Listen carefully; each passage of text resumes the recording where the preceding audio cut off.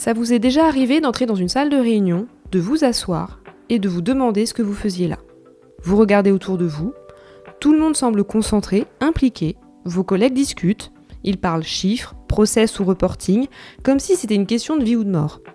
Et vous, au milieu de tout ça, vous avez cette sensation étrange. Celle de ne pas savoir ce que vous faites là, si vous vous êtes déjà senti comme un ovni dans votre propre job, si vous avez l'impression de devoir jouer un rôle chaque matin en passant la porte du boulot, restez avec moi, cette chronique est faite pour vous. Et aujourd'hui, on va comprendre pourquoi ce sentiment d'être à part est en réalité une information précieuse pour la suite de votre histoire. Donc pensez à tous ces matins à la machine à café. Vous écoutez vos collègues parler, ils s'enthousiasment pour le nouvel objectif du trimestre, ils débattent des chiffres, ils comparent leur stratégie pour obtenir la prochaine promotion. Et vous, intérieurement, vous vous dites « Mais c'est ça qui les fait vibrer vraiment ?» C'est pas que vous comprenez pas ce qu'ils disent, c'est que vous ne comprenez pas pourquoi c'est aussi important. De votre côté, vous faites votre travail correctement, on ne peut rien vous reprocher, mais vous n'avez pas vraiment de motivation. Vous n'avez pas cette petite flamme qui vous donne envie d'en faire plus. Vous pourriez faire plus, vous le savez, mais vous en avez tout simplement pas envie. L'énergie n'est plus là.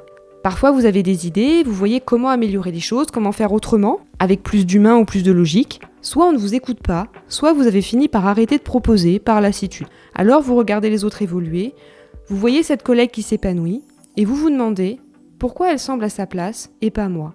Qu'est-ce qui me manque ? Vous êtes là physiquement, mais votre tête et votre cœur ont déjà démissionné. Alors peut-être que vous vous dites, le problème c'est moi, je suis trop compliqué, trop exigeant, je suis un ou une éternelle insatisfait, je n'arrive pas à m'adapter, et vous finissez par penser que vous devriez faire des efforts, que c'est ça le monde professionnel après tout, qu'on n'a pas le choix. Résultat, vous essayez de rentrer dans le moule, quitte à raboter un peu vos valeurs ou votre personnalité. Chaque matin, vous essayez de vous convaincre que c'est un bon job, que le salaire est correct, que vous avez des avantages, que vous devriez être reconnaissant. Le problème, c'est que jouer un rôle 8 heures par jour, c'est épuisant. C'est ça qui crée cette fatigue émotionnelle que vous ramenez chez vous tous les soirs. Ce n'est pas forcément le travail en lui-même qui vous fatigue, c'est l'effort permanent de devoir rentrer dans un moule qui n'est pas fait pour vous. Mais vous savez ce qu'on dit, à force de vouloir rentrer dans le moule, on finit par avoir l'air tarte. Maintenant, si je vous dis que le problème, ce n'est pas que vous n'êtes pas capable de vous adapter, que le problème, ce n'est pas vous, c'est simplement que vous n'êtes pas au bon endroit. Un poisson n'est pas mauvais parce qu'il ne sait pas grimper à un arbre, ce n'est pas le poisson qui est en cause, c'est qu'on lui demande de faire quelque chose qui n'est pas dans sa nature, dans un environnement qui n'est pas le sien. Mettez-le dans l'eau et il sera parfaitement à sa place. Chaque environnement professionnel valorise certains profils, certaines façons de penser, certaines façons d'être. Il y a des environnements qui vont valoriser la rapidité d'exécution, la performance, les résultats chiffrés, la compétition, la hiérarchie. Il y a des environnements qui vont valoriser la créativité, l'autonomie, le sens, la collaboration, l'impact. Il y a aussi des environnements qui vont valoriser la stabilité, la rigueur, le process, la prévisibilité. Aucun n'est meilleur qu'un autre. Ils sont juste différents. Et selon qui vous êtes, vos valeurs, votre façon de fonctionner, ce qui vous anime profondément, certains environnements vont vous faire grandir, vous donner de l'énergie, vous donner envie de vous dépasser, et d'autres vont vous épuiser, vous rétrécir, vous donner cette sensation permanente de nager à contre-courant. Pas parce que vous êtes incompétent, ni parce que vous manquez de volonté, mais parce que vous n'êtes pas dans le bon écosystème.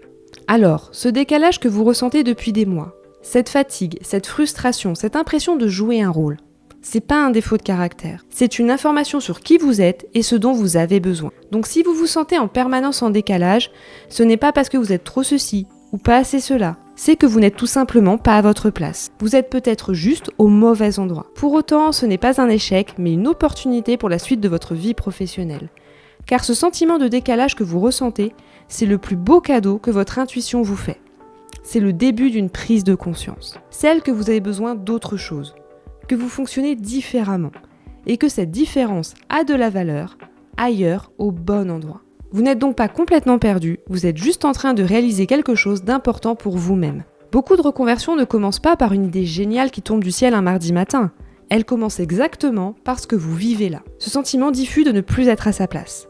Ça commence par cet ennui qui s'installe, ces matins sans motivation, les réunions où vous vous demandez ce que vous faites là, la perte de sens progressive, cette fatigue qui n'est pas physique mais bien réelle, ce besoin de liberté, d'alignement, de faire quelque chose qui vous ressemble vraiment. Tout ça, ce sont des signaux, pas des caprices. Et ces signaux-là, ils contiennent des informations précieuses sur qui vous êtes, sur ce qui vous anime, sur ce dont vous avez besoin pour être vraiment bien dans votre vie professionnelle. Beaucoup de gens attendent d'avoir la bonne idée avant de commencer à réfléchir à leur reconversion. Ils se disent qu'ils n'ont pas le droit de bouger tant qu'ils ne savent pas exactement où ils vont. Mais c'est souvent l'inverse. C'est en commençant à écouter ces signaux qu'on finit par trouver la direction. Vous n'avez pas besoin d'un projet aujourd'hui.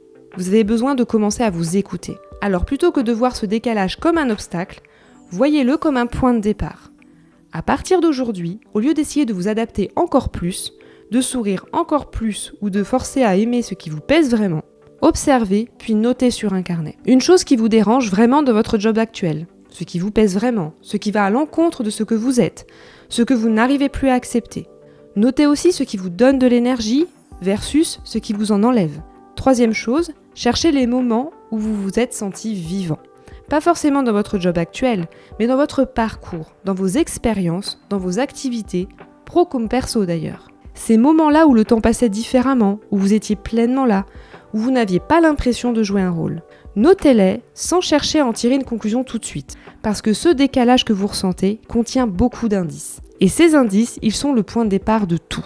Alors même si aujourd'hui vous vous sentez perdu, incompris, en décalage avec votre environnement professionnel, ce n'est pas une fatalité. Vous êtes juste en train de réaliser quelque chose que beaucoup de gens mettent des années à voir.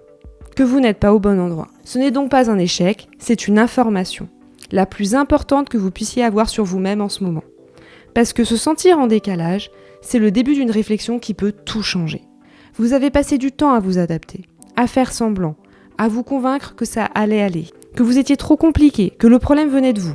Maintenant, je vous invite à faire autre chose, à vous écouter. Ces signaux que vous ressentez depuis des mois, ennui, décalage, fatigue, manque de sens, ils sont là pour vous guider, vers quelque chose qui vous ressemble davantage, vers un environnement où vos valeurs ont de la place, vers un travail où vous n'aurez plus besoin de jouer un rôle.